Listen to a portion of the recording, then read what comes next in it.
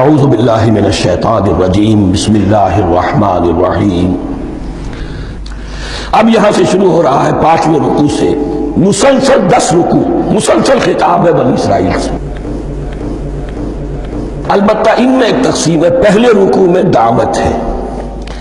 دعوت جب ہوتی ہے تو آمادہ کرنا، تشویق، ترغیب، دلجوئی، نرمی، یہ دعوت کے اجزاء لا ينفک ہے۔ اس کے بغیر دعوت مؤثر نہیں ہوتی۔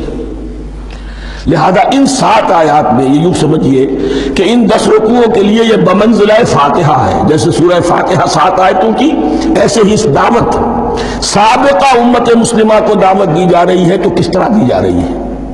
یہ کون تھے؟ یہ بھی مسلمان ہی تو تھے نا، کافر تو ہو گئے حضور کا انکار کر کے، ورنہ وہ موسیٰ کے ماننے والے، شریعت ان کے پاس، بڑے بڑے علماء ان میں، علم کا چرچا ان میں، سب کچھ تھا، ان کو دعوت دی جا رہی ہے۔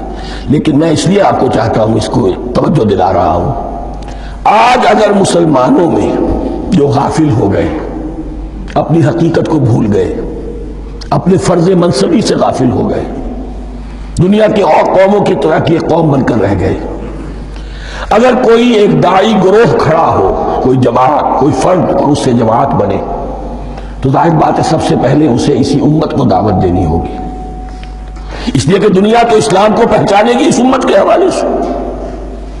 فزیشین ہیل تھائی سیلف، پہلے یہ تو ٹھیک ہو، یہ کہیں پر صحیح اسلام کا نمونہ پیش کرے تو دنیا کو دعوت دے سکو گے، آؤ دیکھو یہ ہے اسلام۔ اس لیے ان کو جو دعوت دینے کا اسلوب ہونا چاہیے وہ عکس ہوگا اس اسلوب کا جو ان 7 آیات میں ہمارے سامنے آ رہا ہے۔ یا بنی اسرائیل اذکروا نعمتی التی انعمت علیکم، اے بنی اسرائیل، اسرائیل کو سمجھ لیجئے یہ مرکب لفظ ہے، اسم، اسی سے اسیر بنا ہے، اسیر جو کسی کا قیدی ہوتا ہے۔ ایل عبرانی میں اللہ کے لیے ہے، اور اسرائیل کا ترجمہ ہے عبداللہ، اللہ کا غلام، اللہ کے ساتھ بندھا ہوا اس کی اطاعت کے قلاتے کے اندر۔ تو یہ اسرائیل یہ لقب ہے حضرت یعقوب علیہ السلام کا۔ ان کے 12 بیٹے تھے، 12 بیٹوں سے جو نسل چلی وہ بنی اسرائیل ہے۔ انہی میں حضرت موسیٰ کی بعثت ہوئی اور تورات انہیں دی گئی، پھر یہ ایک بہت بڑی امت بنے۔ ان پر 4 ادوار آ چکے تھے قرآن مجید کے نزول کے وقت۔ 2 مرتبہ اللہ کی رحمت کی بارشیں ہوئیں، انہیں عروج نصیب ہوا۔ 2 مرتبہ ان کو دنیا پرستی، شہوت پرستی، اللہ کے احکام کو پس و پش ڈال دینے کی سزا میں عذاب کے کوڑے ان پر برسے۔ اس کا ذکر آئے گا سورہ بنی اسرائیل کے پہلے رکوع میں۔ اس وقت جبکہ قرآن نازل ہو رہا ہے، اس وقت وہ اپنے اس زوال کے دور میں تھے۔ حال یہ تھا کہ حضور صلی اللہ علیہ وسلم کی بعثت سے پہلے ہی 2nd ٹیمپل بھی شہید کیا جا چکا تھا، گرایا جا چکا تھا۔ حضرت سلیمان نے جو بنایا تھا ہیکل سلیمانی، جس کو یہ 1st ٹیمپل کہتے ہیں، اسے نیبوکدنضر نے گرا دیا تھا حضرت مسیح سے بھی کئی سو سال پہلے۔ لیکن اس کے بعد پھر یہ رومنز نے سن 70 عیسوی میں حضور کی ولادت سے 500 برس پہلے ان کا یہ یروشلم تباہ و برباد ہوا، اس میں لوگوں کو قتل کیا گیا، قتل عام ہوا، اور 2nd ٹیمپل جو ہے وہ بھی گرا دیا گیا، جو اب تک گرا پڑا ہوا ہے۔ صرف ایک ویلنگ وال ہے جس کے پاس جا کر یہودی جو ہے ماتم کر لیتے ہیں، روتے ہیں، اور اب وہ بنانے پر تلے ہوئے ہیں اپنا 3rd ٹیمپل، اس کے نقشے بن چکے ہیں، بلو پرنٹ بن چکے ہیں۔ لیکن بہرحال جس وقت قرآن نازل ہو رہا تھا یہ بہت ہی پستی میں تھے۔ اس کے بارے میں فرمایا، اے بنی اسرائیل ذرا یاد کرو میرے اس انعام کو جو تم پر ہوا۔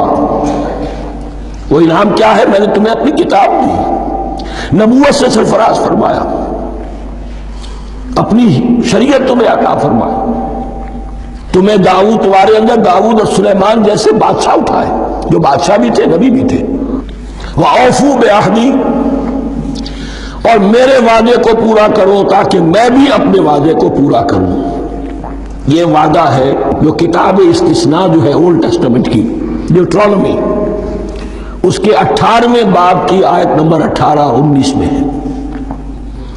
حضرت موسیٰ سے خطاب کر کے اس میں اللہ نے یہ الفاظ فرمائے، میں ان کے بھائیوں میں سے تیرے مانند ایک نبی برپا کروں گا اور اس کے منہ میں اپنا کلام ڈالوں گا اور وہ وہی کچھ بتائے گا جو میں اس سے کہوں گا۔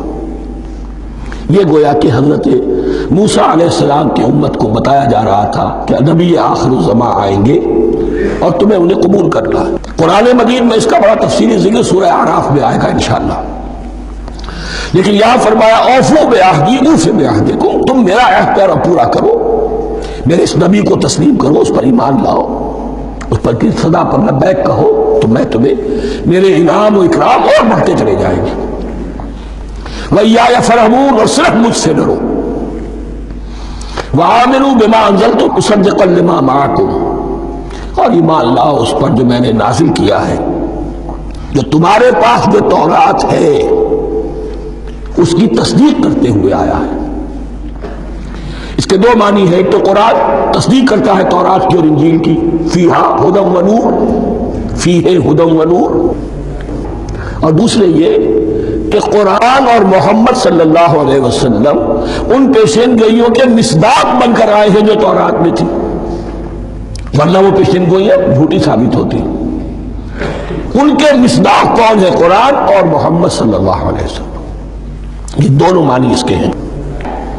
وَآمِنُوا بِمَا أَنزَلْتُ مُصَدِّقًا لِمَا مَعَكُمْ وَلَا تَكُونُوا أَوَّلَ كَافِرٍ بِهِ، اور دیکھو تم ہی سب سے پہلے ان کا کفر کرنے والے نہ بن جاؤ۔ تمہیں تو سب کچھ معلوم تھا، تم تو منتظر تھے، تم تو آخری نبی کے انتظار میں تھے اور ان کے حوالے سے دعائیں کیا کرتے تھے کہ اللہ اس نبی آخری زمان کے واسطے سے ہماری مدد فرما اور کافروں کے مقابلے میں ہمیں فتح عطا فرما۔ یہ آئے گا آگے چل کر اسی سورۃ بقرہ کے اندر۔ لیکن اب تم ہی سب سے بڑھ کر کافر ہو گئے، تم ہی سب سے بڑھ کر دشمن ہو گئے۔ وَلَا تَكُونُوا أَوَّلَ كَافِرٍ بِهِ وَلَا تَشْتَرُوا بِآيَاتِي ثَمَنًا قَلِيلًا، اور دیکھو میری ان آیات کے عوض حقیر سی قیمت قبول نہ کرو۔ یہ آیات الہیہ ہیں، ان کو رد کر رہے ہو کس لیے؟ ہماری مسندیں، ہماری حیثیت، ہماری چودراہٹیں، کہیں ان پر کوئی آنچ نہ آ جائے۔ حقیر سی چیزیں، یہ صرف اس دنیا کا سامان، اس کے سوا کچھ نہیں۔ وَلَا تَشْتَرُوا بِآيَاتِي ثَمَنًا قَلِيلًا وَإِيَّايَ فَاتَّقُونِ، اور صرف مجھ میں سے تقوی اختیار کرو، میرا تقوی اختیار کرو۔